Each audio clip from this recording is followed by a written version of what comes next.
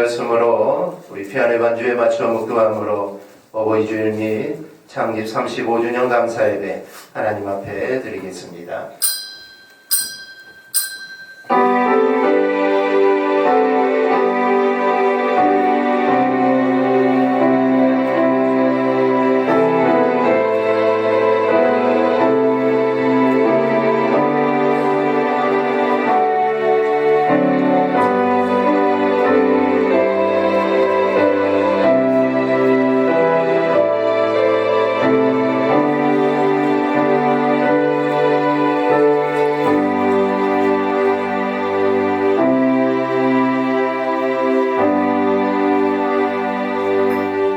자녀들아, 주 안에서 너희 부모에게 순종하라. 이것이 옳으니라. 내 아버지와 어머니를 공경하라. 이것은 약속이 있는 첫 계명이니 이로써 내가 잘되고 땅에서 장수하리라. 또 아비들아, 너희 자녀를 노엽게 하지 말고 오직 주의 교훈과 훈계로 양육하라. 아멘. 하나님 감사합니다. 하나님이 우리의 가정을 지켜주시고 또 교회를 지켜주시고 이 나라 민족을 하나님의 은혜 안에 지켜주셔서 오늘 저희들 함께 모여 하나님께 예배할 수 있도록 은혜 주신 아버지 감사합니다. 우리의 삶이 늘 하나님의 은혜에 감사하는 삶을 살게 하시고 우리의 삶을 통해 오직 살아계신 하나님께 영광 돌리는 복된 삶들이 되게 하여 주옵소서. 하나님, 오늘 예배 가운데 우리 하나님께서 친히 함께 하여 주시고 하나님의 은혜로 하나님의 영광으로 주의 정 가운데 충만하게 채워 주옵소서. 예수님 이름으로 간절히 기도하옵나이다. 아멘. 찬송가 1장 드리겠습니다.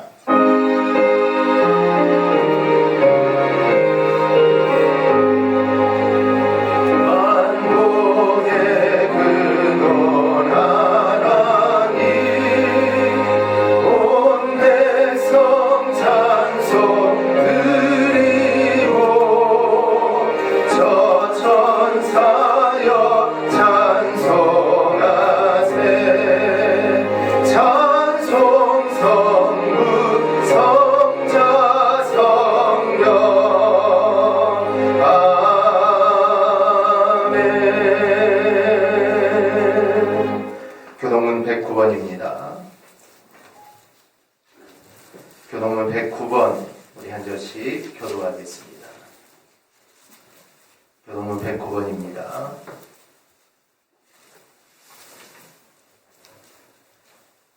여호와의 집, 우리 여호와의 성전, 곧 우리 하나님의 성전 뜰에 서 있는 너희여, 여호와를 찬송하라.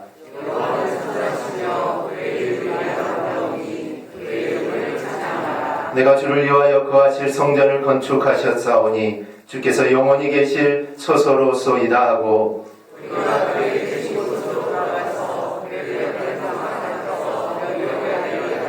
문들아 너희 머리를 들지어다. 영원한 문들아 들릴지어다. 그러나 나의 하나님 여호와여, 주의 종의 기도와 간구를 돌아보시며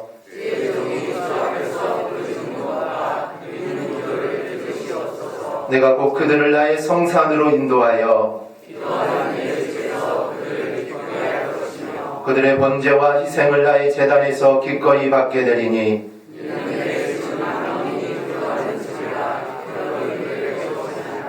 오직 여호와는 그 성전에 계시니 온 땅은 그 앞에서 잠잠할지니라 하시니라. 아멘. 사도신경 신앙 고백하겠습니다.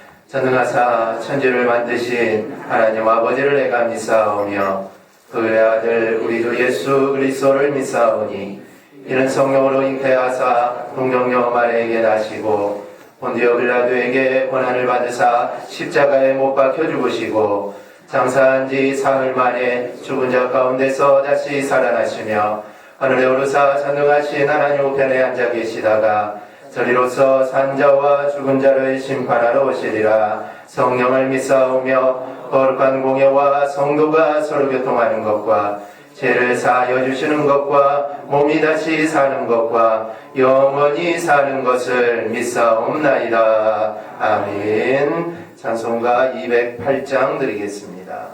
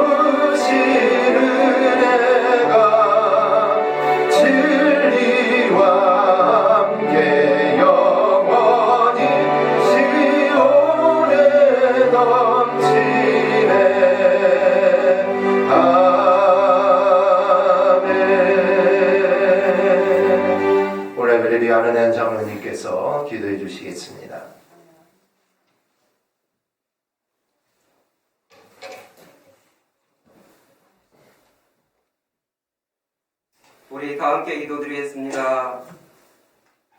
만유의 주가 되시는 참 좋으신 아버지 하나님, 거룩하고 복된 주일 저희들을 주님의 거룩한 전에 불러주시고 또한 찬양과 경배로 영광 돌리게 하여 주시오니 감사를 드립니다.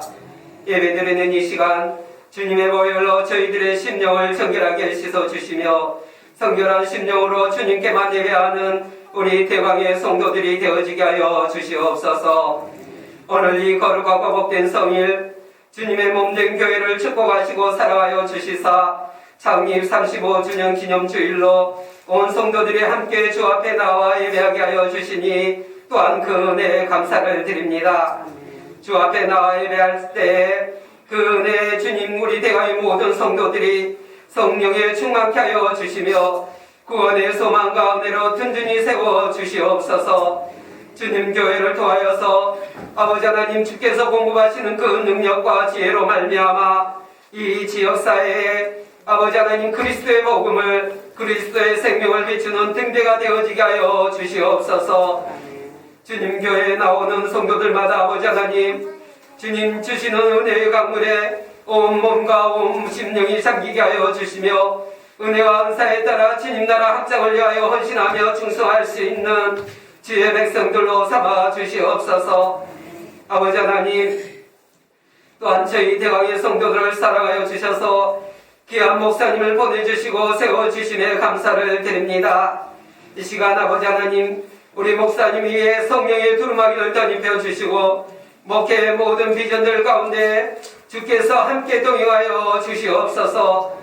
주의 백성들을 위하여 간구하는 그 기도들마다 응답의 역사가 있게 하여 주시며 생명의 말씀 증거되어질 때에 우리 대강의 성도들로 하여금 말씀이 없는 기간을 겪지 말게 하여 주시고 또한 정금보다 더 귀한 생명의 말씀이 우리와 함께하는 은혜를 허락하여 주셔서 모든 성도들이 그 믿음 위에 믿음을 더욱더 성장되어질 수 있는 은혜가 있게 하여 주시옵소서. 특별히 아버지 하나님께 구하기를 원하는 것은 주님 교회를 세우실 때부터 함께 하셨던 올런 목사님과 또한 주님 교회를 위하여 충실히 청지기로서 사명 감당했던 모든 믿음의 성도들을 위하여 기도합니다. 아버지 하나님께서 주시는 그 영광의 멸류관을 위하여 헌신하였던 모든 것들이 주님께 영광 돌려줄 수 있는 우리 대강의 청지기들과 목사님이 되어줄 수 있도록 인도하여 주시옵소서. 그 목된 믿음의 길에 힘써가도록 아버지 하나님께서 영육간에 더욱더 강건케 하여 주시기를 원합니다. 아버지 하나님 또한 코로나19로 인하여서 어려움에 처해 있는 우리 성도들의 가정을 주님께서 긍휼히 여겨주시고 그 고난과 환난을 이겨나갈 수 있는 지혜를 더하여 주시옵소서. 하루속히 아버지 하나님께서 이 코로나19 바이러스가 아버지 하나님 성령의 불길로 멸하여지게 하여 주시고 아버지 하나님 그 치료제를 발명하고 원하는 그 아버지 하나님 관계자들에게 지혜를 더하여 주셔서 하루속히 치료할 수 있는 백신이 발견되어질 수 있도록 인도하여 주시옵소서. 또한 주님께 구하기를 원하는 것은 아버지 하나님 세계 열방을 향하여 그리스도의 마음을 품고 그리스도의 복음을 증거할 수 있는 귀한 선교사님들, 선교사역지들 위해 함께하여 주시기를 원합니다. 코로나19로 인하여 모든 것이 막혀있는 그런 가운데 있을지라도 아버지 하나님께서 그 길을 열어주시고 돕는 동역자들을 보내주시어서 그 선교사역지 위에 성령의 물결이 차고 넘쳐날 수 있는 은혜가 있게 하여 주시옵소서. 아버지 하나님 이 시간에도 성령 하나님께서 함께하여 주시기를 원합니다.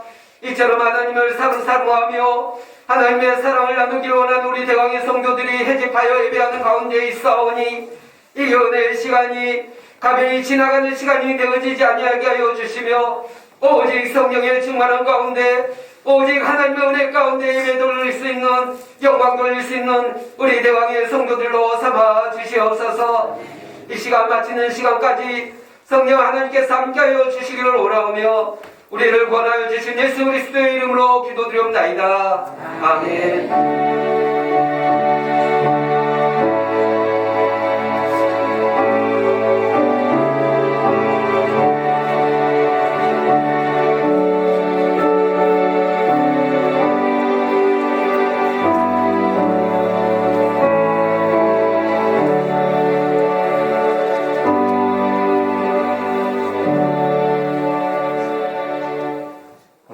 말씀은 마가복음 3장 31절에서 35절까지입니다. 신약성경 57페이지입니다. 신약성경 57페이지 마가복음 3장 31절에서 35절까지입니다.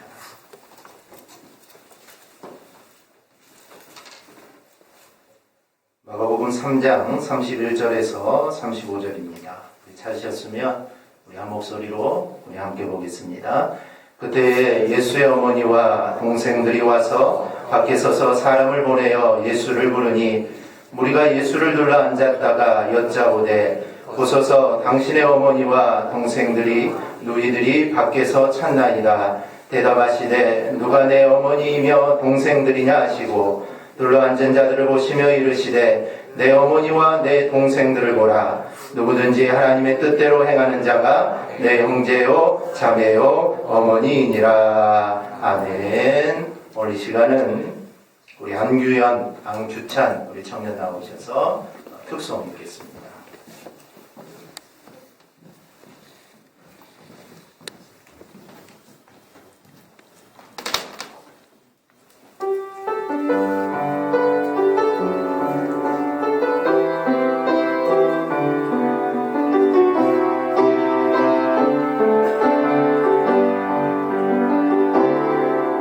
세상 모든 민족이 구원을 얻기까지 지지 않으시는 하나님, 주의 심장 가지고 우리 이제 일어나 주 따르게 하소서. 세상 모든 육체가 주의 영광 보도록 우릴 부르시는 하나님, 주의 손과 발 되어 세상을 치유하며 주 섬기게 하소서. 물이 바다 덮은 같이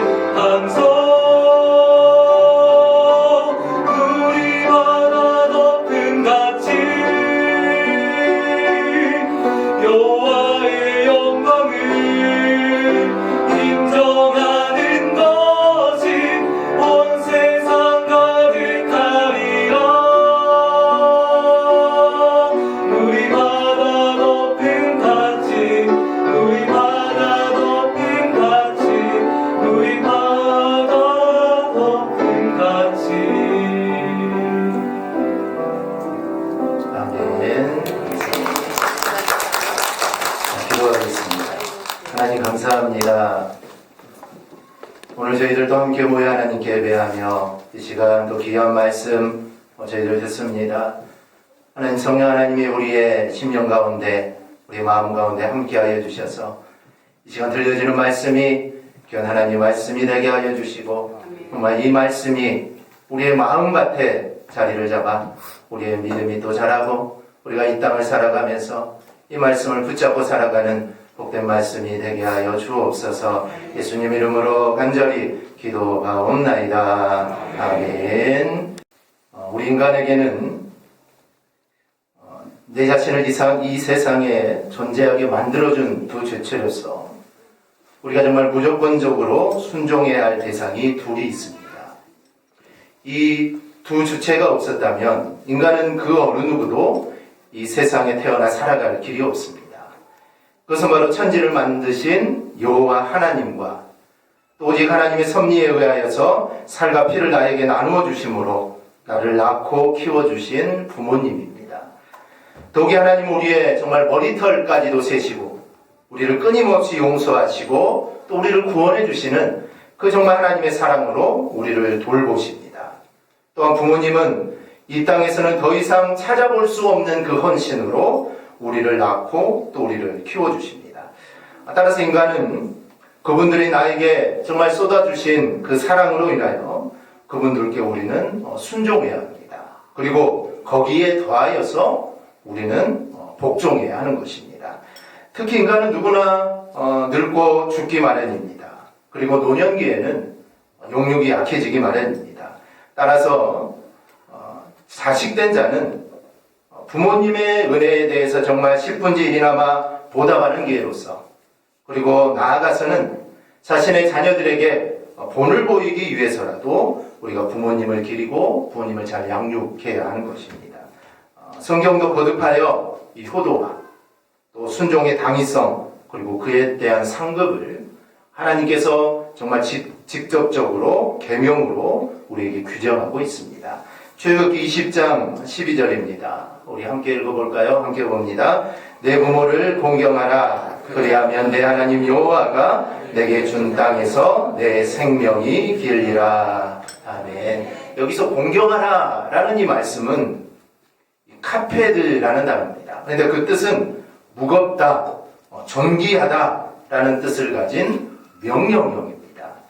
즉 그래서 이 공경하라는 말은 너희는 반드시 공경하라, 절대적으로 존귀하게 여기라 라는 매우 강한 의미를 담고 있습니다. 그리고 이 단어가 또 쓰이는 때가 있습니다. 이 카페드라는 단어는 하나님을 영화롭게 하라 라는 그 문맥에서 쓰이는 단어가 이 오늘 출애굽기 20장에 나온 내 부모를 공경하라 라는 이 단어입니다. 이런 사실은 부모를 우리가 섬기고 부모를 공경하는 일이 얼마나 중요한 일인가를 우리에게 잘 보여주고 있습니다. 그러므로 자녀는 우리의 부모를 섬기는 일을 정말 하나님을 섬기듯이 정성을 다해야 됩니다. 또한 이렇게 부모를 섬기고 순종함으로써 우리는 하나님을 섬기며 순종하는 법까지도 우리가 자연스럽게 배울 수 있게 되는 것입니다. 그리고 그 상급은 생명이 길리라 라는 것입니다. 그러나 이는 단순히 오래 산다는 의미가 아니라 생명이 닿는 날까지 그 삶이 복될 것이라는 의미까지 포함되어 있습니다. 사도 바울은 이 아름답고 이 복된 약속을 자신의 서신에서 다시 한번 확인시켜주고 있습니다. 에베소서 6장 2, 3절을 보면 내 아버지 어머니를 공경하라. 이것은 약속이 있는 첫 계명이니 이로써 내가 잘되고 땅에서 장수하리라. 오늘 어버이 주일을 맞이하여서 내가 잘되고 땅에서 장수하리라. 이 하나님의 복이 우리 모두에게 임하기를 주님의 이름으로 축원합니다. 5월 가정의 달에는 첫째 주일의 어린이 주일에 이어서 어버이 주일이 있습니다. 그중 5월 둘째 주일은 우리가 어버이 주일로 정해서 우리가 지키고 있는데 이것은 어버이 주일의 유래가 되었던 자비스 부인의 추도식 날을 기준한 것입니다. 어버이 주일은 본래 어머니 주일이었습니다. 근데 이것은 미국에서 처음으로 시작이 됩니다. 미국 버지니아주에 있는 웹스터 교회에는 그 교회 주일학교에서 26년 동안 꾸준히 봉사해온 자비스라는 한 부인이 있었습니다. 훌륭한 주일학교 교사였던 그녀가 이제 나이가 들어서 세상을 떠나게 되었는데 그녀의 가르침을 잊지 못하는 제자들이 선생님인 자비스 부인을 기념하기 위한 추도식을 갖기로 합니다. 그래서 그들은 멀리 사는 이 자비스 부인의 딸을 추도식에 초청을 하게 됩니다. 뜻밖의 소식을 전한 이 자비스 부인의 딸은 딸 안나는 기쁜 마음으로 그 초대에 응하게 됩니다. 추도식이 있던 날 식순회 하나로 안나에게 어머니인 자비스 부인이 어떤 분이었는가를 말할 수 있는 기회를 주게 됩니다. 그때 안나는 그녀의 어머니인 자비스 부인이 주일학교 학생들에게 내 부모를 공경하라는 성경 말씀을 가르치면서 너희가 어머니의 사랑, 그 위대한 사랑에 감사할 수 있는 방법이 무엇일까? 너희들 한번 생각해봐라 라고 했던 것에 대해서 말을 하게 됩니다. 그녀는 이렇게 말하고 나서 어머니를 생각하며 이 카네이션 꽃을 추도식 재단에 바치게 됩니다. 추도식에 모였던 사람들은 이 자비스 부인의 가르침을 기억하고 실천하는 안나와 말과 태도에 크게 감동을 받게 됩니다. 그래서 추도식에 참석했던 사람들은 우리가 이날을 어머니의 사랑을 기리는 날을 우리가 정하자라고 그 자리에서 그들이 결의를 하게 됩니다. 이를 계기로 시작된 이 어머니의 날 운동은 특히 부인들의 지지를 받으면서 다른 지역으로 퍼져나가기 시작합니다. 그 1914년 미국 국회는 5월 둘째 주일을 어머니 주일로 정하고 이날을 기념일로 지키기로 결정을 하게 됩니다. 그래서 어머니 주일은 후에 이제 명칭이 어버이 주일로 바뀌어서 현재 이르기까지 계속해서 지켜집니다. 우리나라에 본격적으로 어버이 주일을 지키기 시작한 것은 1930년 6월 15일 구세군에 의해서 어머니 주일을 지키면서입니다. 이 초대 대통령이었던 이승만 대통령은 이 어머니 주일, 즉 교회에서 지키는 이 어머니 주일의 정신을 일반 대중에게도 전한다는 의미에서 5월 8일을 어머니의 날로 제정하고 공포를 하게 됩니다. 그 교회에서는 1960년 어머니 주일을 어버이 주일로 바꾸게 되고 그 1974년에 이르러서 정부에서는 어머니 날을 어버이날로 개칭하여 오늘까지 이루고 있습니다. 한국에서 어버이의 은혜를 기른 것은 교회에서부터 시작되었던 것입니다. 그리고 이 정신이 나라 전체로 퍼지게 된 겁니다. 오늘 본문의 이야기는 예수님께서 제자들과 함께 다니시며 복음을 전할 때 일입니다. 사람들이 예수님 주변에 둘러앉아 말씀을 듣고 있었습니다. 이때 밖에서 사람들이 와서 예수님의 어머니와 동생들이 지금 밖에 와서 예수님을 찾는다라고 예수님께 전하게 됩니다. 그런데 예수님은 그 자리에 있는 사람들에게 반문을 하십니다. 33절을 보면 누가 내 어머니냐? 누가 내 동생들이냐? 라고 합니다. 그래서 예수님이 질문을 하시고 예수님이 대답도 하십니다. 34절을 보면 둘러앉은 사람들을 보시면서 내 어머니와 동생들을 보라. 예수님이 주위에 있는 사람들을 보면서 내 어머니와 내 동생들을 보라 라고 말을 합니다. 그리고 35절에서 누구든지 하나님의 뜻대로 행하는 자가 내 형제요 자매요 어머니다 라고 이렇게 말씀을 하십니다. 단순한 이 이야기만 들으면 좀 뭔가 이상합니다. 예수님이 하신 말씀이 어머니나 형제들에 대해서 다소 이 부정적인 뉘앙스로 이야기하는 것 같습니다. 그러면 과연 우리는 이 본문을 어떻게 우리가 보아야 할까요? 더욱이 오늘은 어버이 주일입니다. 어버이 주일에 어머니 마리아를 다소 책망하시는 듯 말씀하시는 이 말씀이기에 다소 어울리지 않는 것 같기도 합니다. 그러나 우리는 예수님의 말씀이 무엇을 의도하는지 우리는 살펴야 합니다. 예수님께서는 그랬을 뿐이 아닌데 정말 예수님께서 어머니께 그렇게 말씀하시고 또 동생들에게 그렇게 말씀하실 분이 정말 아닌데 주님이 그렇게 말씀하셨다면 그 말씀 속에는 분명한 주님의 뜻이 그 안에 담겨 있는 것입니다. 즉 교훈이 그 안에 담겨 있습니다. 그러면 그 교훈이 과연 무엇일까요? 그것은 바로 가족과 신앙에 관한 것입니다. 그래서 본문을 통해 오늘은 예수님이 이 말씀하신 이유가 진짜 무엇일까? 우리가 이 부분에 대해서 우리가 함께 살펴보고자 합니다. 첫째는 우리는 믿음에 관한 물러나지 않는 단호함이 있어야 합니다. 예수님의 말씀은 정말 비정하리만큼 단호합니다. 누가 내 어머니며 누가 내 동생들이냐? 이 말은 문 밖에 서 있는 예수님과 동생들에게는 서운한 일입니다. 얼마나 서운하겠습니까?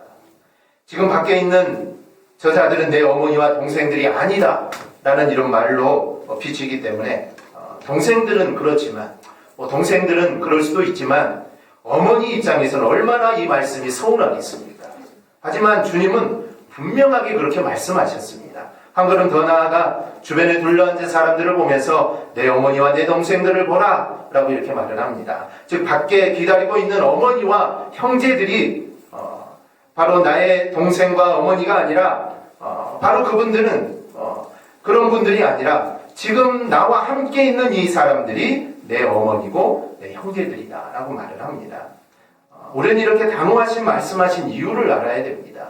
그냥 예수님이 좀 자연스럽게 말씀할 수 있었을 텐데 예수님은 딱 잘라서 아주 단호하게 말씀을 하십니다. 먼저 예수님의 어머니가 예수님을 왜 찾아왔는가 그 이유를 우리가 좀 살펴야 됩니다. 그 이유는 사람들이 하는 말을 들었기 때문입니다. 30절 말씀을 보면 이렇습니다. 이는 그들이 말하기를 더러운 귀신이 들렸다 함이더라. 사람들은 예수님이 귀신이 들렸다라고 말을 합니다. 예수님은 귀신이 들렸다. 이런 소문이 들리자 예수님과 예수님의 동생들이 걱정이 된 겁니다. 그래서 지금 예수님을 찾아온 겁니다. 사실 마리아는 예수님이 태어날 때부터 이 예수님은 특별한 분이라는 것을 알고 있었습니다. 자신의 배로 나왔지만 남자를 알지 못하는 상태에서 성령에 의해서 잉태한 것을 어느 누구보다 마리아 자신은 잘 알고 있기 때문입니다. 그래서 예수님이 12살 때 유월절을 맞아 성전에 올라갔을 때 물에게 떨어지는 그런 돌발 행동을 했을 때도 예수님이 하시는 행동이란 말씀을 마리아는 마음에 간직을 하게 됩니다. 마음에 간직한 것은 그 말씀이 어떻게 이루어질 것인가를 지금 기대하신 것입니다. 그만큼 어머니 마리아는 예수님에 대해서 정말 의심할 여지가 없는 존재입니다. 그런데 그런 마리아가 사람들의 소문을 듣고 흔들려서 예수님을 찾아오자 예수님께서는 단호하셨던 겁니다. 다른 사람은 몰라도 정말 다른 사람들은 예수님이 귀신 들렸다 이렇게 말할지 몰라도 정말 마리아만큼은 절대로 흔들리지 않고 믿어야 했기 때문입니다. 물론 많은 주경가들은 이때 어머니 마리아가 예수님을 찾아온 것은 믿음이 없기보다는 사람들이 하는 말이 걱정이 돼서 예수님을 찾아왔다라고 이렇게 말을 합니다. 그래도 어쨌든 예수님께서는 그런 소문 때문에 당신을 찾아왔다는 그 자체도 우리 주님은 용납하지 않으신 겁니다. 그리고 자신의 어머니에게도 이렇게 단호하게 하심으로 좋은 교훈의 기회를 지금 삼고 계십니다. 제가 주일학교를 다닐 때를 생각해 보면 교회에는 무서운 선생님들이 꼭 한 분씩 있습니다. 호랑이 선생님들이 한 분씩 계시죠.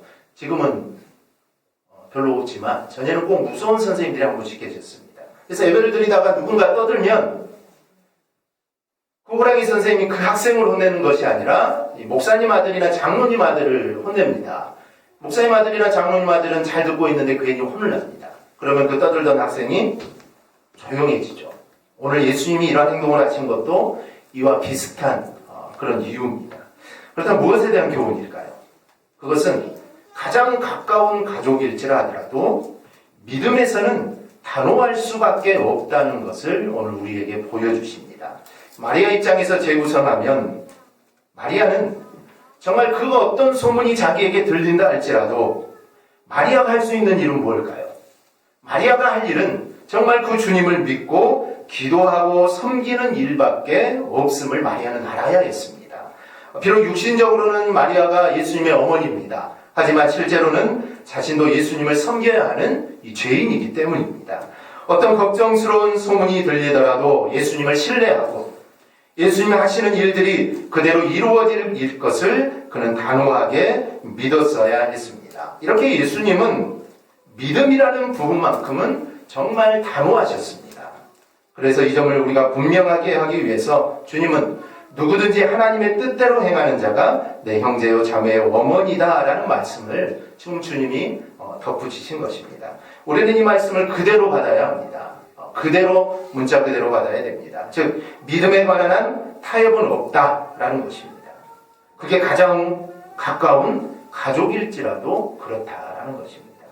하나님의 뜻을 놓고는 조금도 양보할 수 없는 것이 바로 이 믿음입니다. 따라서 우리는 믿음에 대해서 우리가 이러한 단호함을 내가 가지고 있는지 내 자신을 다시 한번 돌아봐야 합니다. 이 단호함을 어버이 주일에 우리가 두 가지로 좀 생각해 보려고 합니다. 먼저는 어버이 입장에서의 이 단호함입니다. 어버이인 우리가 자녀들에게 과연 이 믿음의 단호함을 내가 제대로 보여주고 있느냐 하는 것입니다. 왜냐하면 믿음의 부모라고 하는 이들이 보이는 이 단호함이 전혀 엉뚱한 방향일 때가 많기 때문입니다. 주일에 교회 가서 예배드려야 하는데 학원에서 보강이 있다고 하면 주저하지 않고 아주 단호하게 잠시의 고민도 없이 곧바로 자녀를 학원으로 보내는 쪽으로 결정을 내립니다. 이보다 단호할 수는 없습니다. 수련회 일정이 잡혔는데 학원 일정과 조정이 되지 않으면 역시 두 번 고민하지 않습니다. 이미 답은 정해졌죠. 그만큼 단호합니다. 수련회는 다음에 가라. 내년에 가도 된다. 단호함의 방향이 오늘 본문에서 예수님이 말씀하신 것과는 완전하게 다릅니다. 과연 이런 부모에게 자녀는 무엇을 배울까요? 무엇을 배울까요? 우린 부모로서 믿음에 관한 한 정말 이 올바른 단호함을 우리의 자녀들에게 보여주어야 합니다. 자녀와 관련된 것뿐만 아니라 부모 자신의 문제에서도 마찬가지입니다. 우리가 온갖 세상 방법 다 사용하면서 주일에만 교회에 오면 다 된다는 것처럼 우리는 절대로 착각해서는 안 됩니다. 정말 평소에 하나님의 뜻 앞에서 우리는 절대로 세상과 타협하지 않는 정말 제대로 된 그 믿음을 우리의 자녀들에게 단호하게 보여주어야 합니다. 그럴 때 자녀들도 동일한 믿음을 가짐으로 하나님께 복받는 자녀들이 되는 것입니다. 다른 하나는 자녀된 입장에서 어버이에 대할 때도 단호함이 있어야 합니다. 우리는 자녀로서 하나님 말씀에 제시한 대로 부모님께 우리는 복종해야 됩니다. 이것은 부모님의 의견을 우리가 존중하는 정도가 아닙니다. 성경은 부모에게 복종하라고 말을 합니다. 골로새서 3장 20절입니다. 자녀들아 모든 일에 부모에게 순종하라. 우리가 순종하라 하면 좀 괜찮지만 복종하라 하면 좀 복종까지 할 필요가 있을까 이런 생각을 합니다. 여기 순종하라는 단어는 뭐뭐 아래와 듣다, 복종하다라는 단어가 합쳐진 단어입니다. 따라서 이 단어를 직역하면 아래서 듣다, 철저히 복종하다라는 의미를 갖고 있습니다. 그리고 이 단어는 또 한 군데 쓰이는 곳이 있습니다. 문지기가 문을 두드리는 소리를 듣고 가서 그가 누구인지를 확인하여 문을 열며 영접하는 행위를 할 때 쓰이는 단어가 이 순종하라라는 단어입니다. 그러므로 이 단어는 문 두드리는 자가 누구고 이 사람이 왜 문을 두드리는지를 문지기가 알아내듯이 부모의 말씀을 귀 기울여 듣고 순종해야 함을 말하는 것입니다. 문지기가 딴 생각하고 있으면 어떻게 누가 문을 두드리는지 알 수 있겠습니까? 그래서 귀를 기울여서 누가 문을 두드리는가 주위에서 듣고 왜 문을 두드리는가 잘 알아내야 합니다. 이렇듯 부모님의 말씀에 귀를 기울이고 너희는 순종해야 된다라는 것입니다. 부모를 그렇게 중요하게 보는 것입니다. 그런데도 오늘 본문을 보면 하나님의 뜻에 관한 한 부모와 다를 경우에도 단호해야 함을 우리에게 말씀합니다. 바로 이게 믿음입니다. 믿음과 관련된 것이 아니라면 우리는 다 부모에게 복종해야 합니다. 하지만 믿음에 관련된 것이라면 우리는 믿음의 단호함을 우리는 가져야 합니다. 그게 자신도 그리고 어버이도 살리는 믿음의 길입니다. 그래서 성경에서 부모에게 복종하되 주 안에서 복종하라 라는 말씀을 하는 겁니다. 부모님이 나에게 하나님 말씀에 거스르는 요구나 지시를 할 때는 단호하게 거절할 줄 알아야 합니다. 부모님 때문에 어쩔 수 없다. 정말 부모님 때문에 어쩔 수 없이 내가 이번만 눈 한번 딱 감고 내가 말씀을 어긴다. 이것은 자신도 망하고 부모도 망하는 길로 가는 것입니다. 비록 아파도 우리는 단호하게 우리는 해야 합니다. 그래서 주님께서는 이 마태복음 10장 34절 37절에서 이렇게 말씀합니다. 내가 세상에 화평을 주러 온 줄로 생각하지 말라. 화평이 아니요 검을 주러 왔노라. 내가 온 것이 사람이 그 아버지와 딸이 어머니와 며느리가 시어머니와 불화하게 하려 함이니 사람의 원수가 자기 집안 식구리라. 아버지나 어머니를 나보다 더 사랑하는 자는 내가 합당하지 아니하고 아들이나 딸을 나보다 더 사랑하는 자도 내게 합당하지 아니하며. 즉 신앙이라는 것은 이렇게 단호해야 된다라는 것을 오늘 주님 우리에게 말씀합니다. 우리 사랑하는 성도 여러분, 어버이 주일을 맞아 우리가 생각해야 될 것은 어버이 입장에서도 또 자녀된 입장에서도 우리는 신앙의 단호함을 우리는 가져야 합니다. 그게 모두가 사는 길입니다. 모두가 사는 길입니다. 이를 기억하고 주 안에서 부모에게 순종하는 삶을 우리가 살아가기를 주님의 이름으로 축원합니다. 둘째는, 그러나 이 단호함은 효도와 기도가 함께 가야 합니다. 믿음의 단호함을 잘못하는 사람들이 있습니다. 그래서 단호함 때문에 부모 자녀 간에 의절하는 모습도 있습니다. 그러면서 나는 믿음을 잘 지켰다라고 말을 하는 사람들이 있습니다. 이는 앞서 말한 단호함에 대해서 오해하기 때문에 생긴 결과라고 볼 수가 있습니다. 본문을 이해하기 위해서 주님이 하신 말씀, 다른 말씀을 한번 우리가 생각해 보겠습니다. 고르반에 대한 말씀입니다. 마태복음 7장 11절을 보면 너희는 이르되 사람이 아버지에게나 어머니에게나 말하기를 내가 드려 유익하게 할 것이 고르반 곧 하나님께 드림이 되었다고 하기만 하면 그만이라 하고. 이 고르반이라는 것은 그 뜻 자체가 하나님께 드렸다라는 것입니다.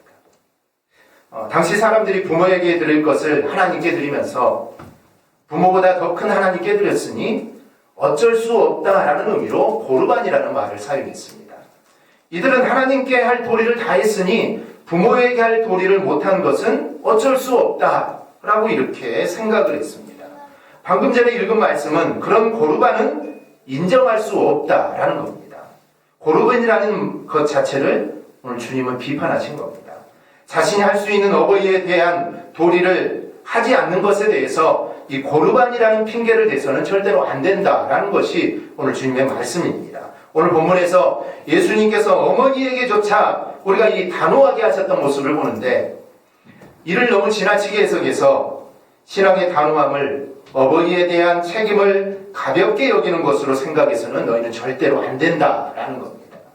비록 오늘 본문에서는 예수님께서 어머니 마리아를 어찌 보면 책망하시는 것처럼 말씀하셨지만 예수님은 결코 아들로서의 할 일을 그는 소홀히 하지 않았습니다. 십자가 위에서 예수님을 보면 분명해집니다. 십자가에서 예수님은 어머니 마리아에게 뭐라고 하십니까? 여자여 보소서 아들이니이다. 어떤 사람은 여자여라고 말을 하니까 어떻게 엄마한테 여자여라고 할 수 있느냐라고 하지만 이 여자여라는 말은 귀나이라는 말로 최고의 존칭의 표현입니다. 최고로 존칭하여 지금 예수님은 어머니를 여자여라고 부르고 있습니다. 지금 예수님이 십자가의 고통이 얼마나 큽니까? 한마디 한마디 하기가 정말 고통스러운 그런 때입니다. 그런데도 아들로서의 어머니에 대한 애틋함과 책임감이 주님은 있습니다. 그래서 이제부터는 요한을 아들처럼 여기고 그의 돌보심을 받으라고 합니다.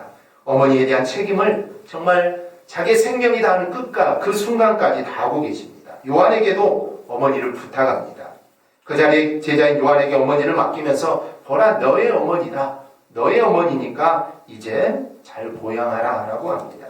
예수님은 오늘 본문에서 어머니 마리아에 보인 단호함으로 인하여 어머니를 버린 것이 아닙니다. 오히려 끝까지 어머니를 책임졌던 겁니다. 여기서 우리가 생각할 게 있습니다. 어버이에 대해서 단호함을 가져야 함과 동시에 우리는 책임감을 다해야 됩니다. 그러려면 어떻게 해야 될까요? 그 둘을 조화하는 방법이 바로 효도입니다. 내가 보인 단호함 때문에 어버이에게 상처가 될 수 있습니다. 상처가 되겠죠. 때론 부모님들이 섭섭할 수 있습니다. 섭섭하겠죠. 만약에 오늘 주일인데 오늘 날씨도 좋으니 오늘 우리 오랜만에 꽃놀이 한번 가자. 근데 오늘은 주일입니다. 저 교회 가야 됩니다. 그럼 부모님 얼마나 섭섭하겠습니까? 당연히 섭섭할 수밖에 없습니다. 부모님에게 상처가 될 겁니다. 그럼에도 불구하고 우리가 하나님 앞에서 양보할 수 없는 부분에서는 우리는 단호할 수밖에 없습니다. 그런데 그렇게 한 후에 내가 할 일을 다 했다고 생각해서는 안 됩니다. 이 간격을 우리는 효도로 메워야 합니다. 세상 사람보다 더 효도를 우리는 해야 합니다. 그리고 또 한 가지 기도하는 것입니다. 예수님은 당연히 십자가를 지는 일을 위해서 겟세마네 동산에서 정말 땀이 핏방울이 될 정도로 기도하셨습니다. 하지만 분명히 어머니와 동생을 위해서도 기도했을 겁니다. 우리가 그거를 알 수 있는 길은 나중에 동생들이 하나님의 뜻을 헤아리고 주님을 따르는 자들이 되었기 때문입니다. 여러분, 부모님을 위해 얼마나 기도를 하고 있습니까? 신앙의 단호함을 우리가 갖기 전에 먼저 반드시 부모님을 위한 기도가 있어야 합니다. 또 신앙의 단호함을 갖기 전에 먼저 효도가 있어야 합니다. 만약 효도도 없고 기도도 없는 단호함이라면 이것은 주님이 비판하셨던 이 고르반과 다를 바가 없습니다. 기도는 우리가 다 하지 못하는 것들을, 그 부분들을 하나님께 맡기는 것입니다. 그러면 하나님께서 역사하셔서 그 단호함이 서로 은혜에 이르는 결과를 낳게 되는 것입니다. 단호함을 이야기할 때 어버이된 입장도 함께 우리는 고려해야 합니다.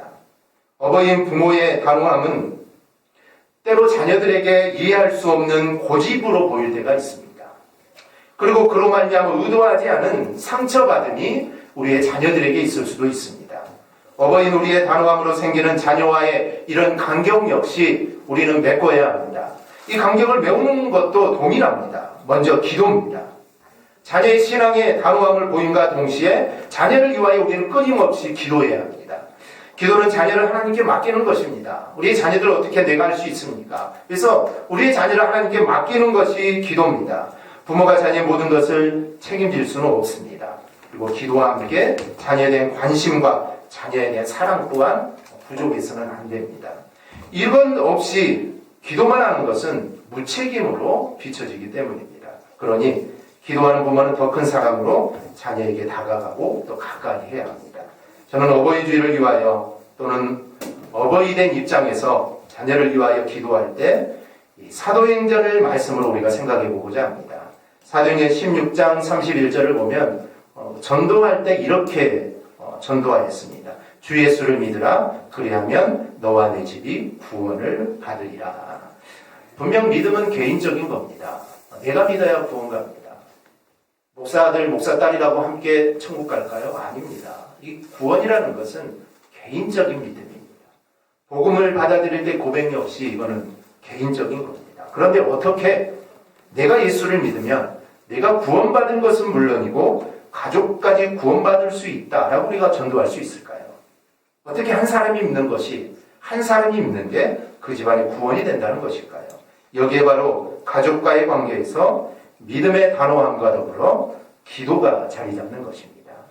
내가 먼저 믿는 자가 되고 그런 후에 단호함과 기도를 통하여 가족을 구원하라는 말씀입니다. 그러면 하나님께서 그렇게 되도록 은혜를 주시겠다라는 말씀입니다. 그러니 우리는 신앙의 단호함은 반드시 기도와 함께 간다는 것을 우리는 잊어서는 안 됩니다. 어버이를 위하여 기도하는 책임을 우리는 다해야 합니다. 그리고 기도와 함께 자녀로서 내가 해야 될 효도도 우리는 절대로 잊지 말아야 합니다. 그럴 때 하나님의 놀라운 역사가 임하게 될 줄 믿습니다. 말씀을 맺습니다. 어버이에게 우리의 단호함은 견고하십니까? 그러면서 부모를 위한 사랑의 기도가 또 충분하십니까? 그럴 때 주 예수를 믿으라. 그리하면 너와 내 집이 구원을 받으리라는 말씀이 우리의 가정 위에 임하게 될 줄 믿습니다. 저는 대강교회 모든 성도들의 가정이 정말 믿음으로 하나가 되어서 하나님이 섬기기를 소망합니다. 이것이 저의 바람이고 또 우리 하나님의 바람입니다. 그러기 위해서는 어버이에 대한 단호함과 기도가 있어야 합니다. 그렇지 않고서는 절대로 믿음의 가정을 우리가 세워나갈 수 없습니다. 믿음의 가정을 세울 수가 없습니다. 이 사실을 꼭 기억하고 우리가 가족의 구원을 위해 기도하는 우리 성도들이 꼭 되기를 바랍니다. 여러분의 그 믿음에 대한 그 단호함과 기도가 부모님을 구원하고 가정을 구원할 능력이 될 줄 믿습니다. 이런 은혜가 대강의 모든 가정 위에 임하기를 주님의 이름으로 축원합니다. 아멘. 기도하겠습니다. 하나님 감사합니다. 오늘 말씀을 통하여 믿음의 단호함과 기도에 대해서 함께 살펴보았습니다. 우리의 믿음의 단호함과 기도를 통하여 우리의 가정을 구원으로 이끌 수 있는 놀라운 역사들이 임하게 하여 주옵소서. 예수님 이름으로 간절히 기도하옵나이다. 아멘. 찬송가 579장 드리겠습니다.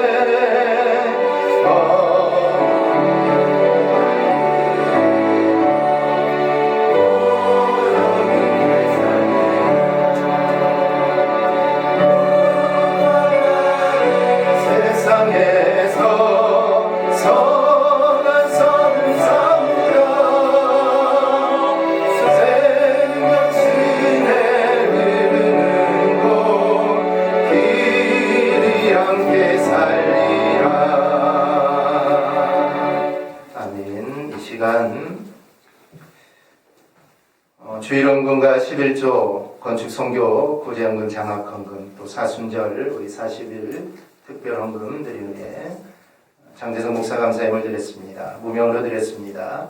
대강교회 창립 35주 예배드림을 감사드립니다. 주님의 오인수 지사님 드렸습니다. 주님의 은혜 감사드립니다. 정말순 지사님 드렸습니다. 권정자 권사님 드렸습니다. 안창환 지사님 드렸습니다. 대건교회를 세워주시고 이곳에서 예배할 수 있게 하신 하나님 은혜 감사합니다. 강영미 지사님 드렸습니다. 공유를 베푸신 하나님 감사합니다. 김일환 사모 드렸습니다. 지금까지 대강교회를 사랑하게 하옵시고 함께하여 하심을 감사합니다. 박성재 지사님 드렸습니다. 창립을 축하드립니다. 이기래 권사님 드렸습니다. 하나님 감사합니다. 문명으로 드렸습니다. 주님 사랑 넘치는 교회로 세워주심에 감사드립니다. 안난 장로님 드렸습니다. 차미열 지사님 드렸습니다. 나숙자 지사님 드렸습니다. 범사에 감사합니다. 이용진 지사님 드렸습니다. 온 가족 지켜주심에 감사드립니다. 차경자 지사님 드렸습니다. 지금까지 지켜주신 하나님 감사합니다. 송조인 지사님 드렸습니다. 현재 빌라 팔아주시고 해결해 주셔서 감사합니다. 현재 거주하는 집도 잔금을 지불할 수 있도록 해결해 주셔서 두루두루 범사에 감사합니다. 주금 권사님 드렸습니다. 김혜선 지사님 드렸습니다. 하나님 코로나를 먹게 하여 주셔서 감사합니다. 김성겸 청년 드렸습니다. 범사에 감사합니다. 무명을 드렸습니다. 아들 건강 주셔서 감사합니다. 주금 권사님 드렸습니다. 박순옥 성도님 드렸습니다. 함께 모여 예배드리게 해주신 하나님 은혜에 감사합니다. 장수와 청년 드렸습니다. 하나님 은혜 안에 다시 모여 예배드리게 하심을 감사합니다. 무명으로 드렸습니다. 기도하겠습니다. 하나님 감사합니다. 오늘 저희들 함께 모여 하나님께 예배할 수 있도록 보내주신 아버지 감사합니다. 우리가 늘 하나님의 은혜에 감사하며 우리가 살아가게 하여 주시고 오늘 물질을 드린 손길 하나님께서 기억하여 주셔서 손길들이 복된 손길이 되게 하시고 정말 이 물질이 쓰이는 곳에도 우리 하나님이 함께 하셔서 하나님의 은혜가 충만하게 임하게 하여 주옵소서. 예수님 이름으로 간절히 기도하옵나이다. 아멘. 오늘은 어버이 주일과 우리 교회 창립 35주년 우리 감사 예배로 드렸습니다. 그리고 오늘 우리가 회집하여 함께 예배 드렸습니다. 우리 옆에 계신 성도님들과 악수는 마시고 우리 사랑합니다. 하트 한번 알려주시고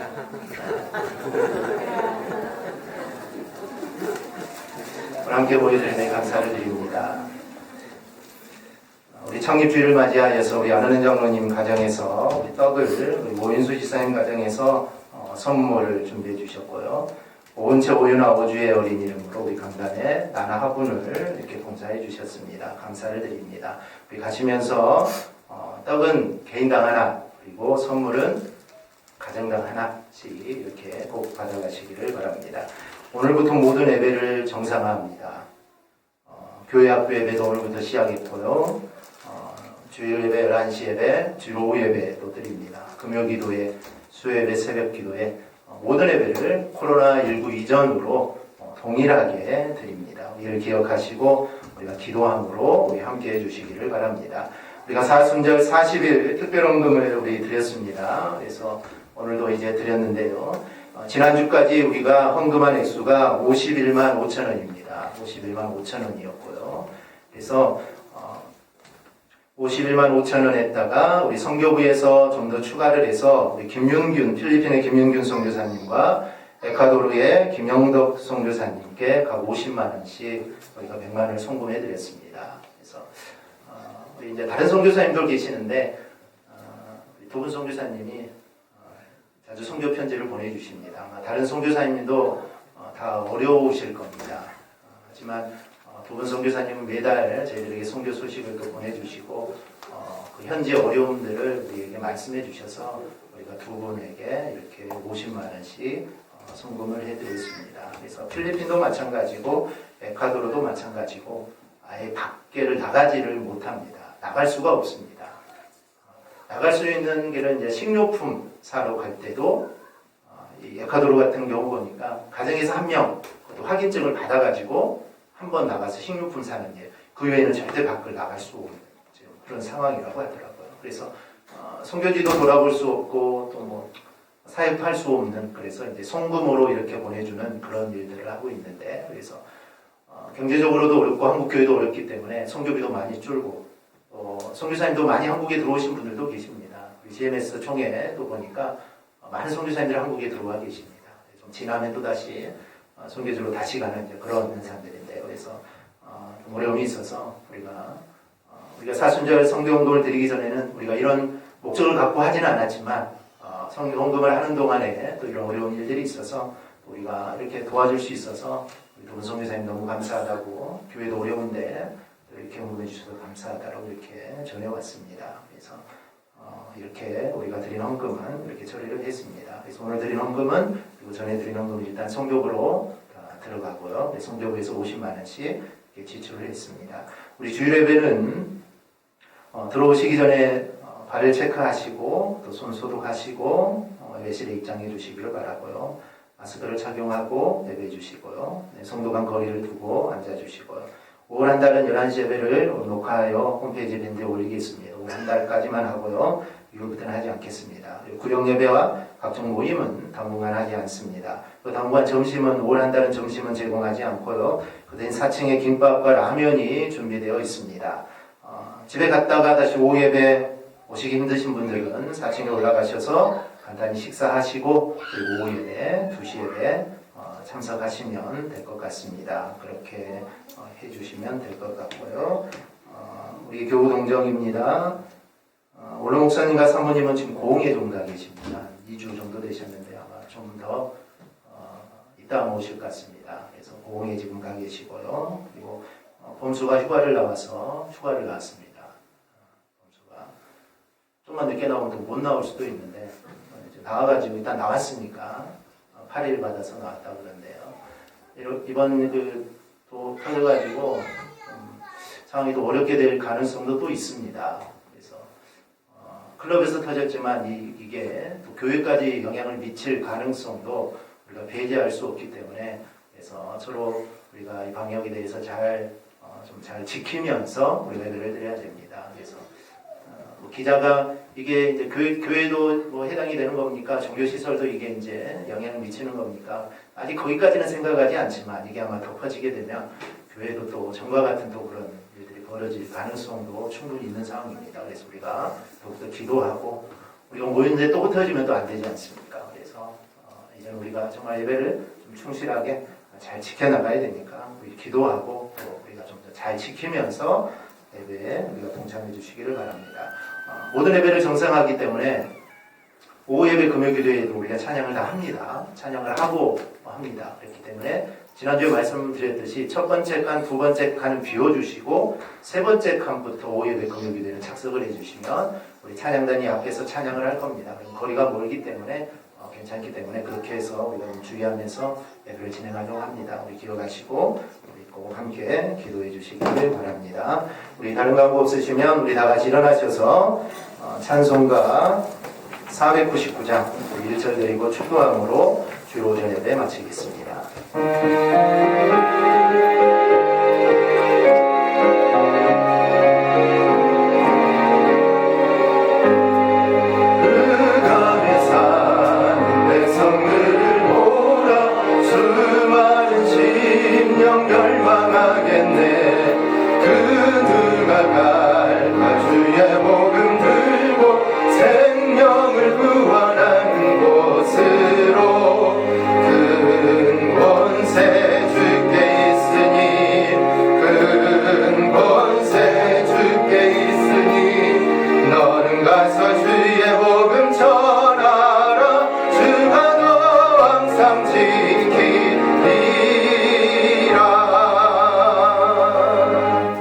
이제는 우리 주 예수 그리스도의 은혜와 하나님 아버지의 그 크신 사랑과 성령님의 감동과 마이로 교통 충만하심이 믿음의 단호함과 또 기도로 우리가 부모님을 대하고 우리의 자녀들을 대함으로 우리 가족이 구원받아 하나님을 섬기는 복된 가정이 되기를 소망하는 사랑하는 성도들의 삶과 그들의 가정과 직장과 사업장 위에 또 주님이 피 흘려 세우신 대강교회 위에 오늘 함께 예배드린 모든 성도들의 삶 위에 이제로부터 영원토록 함께 있을지어다. 아멘.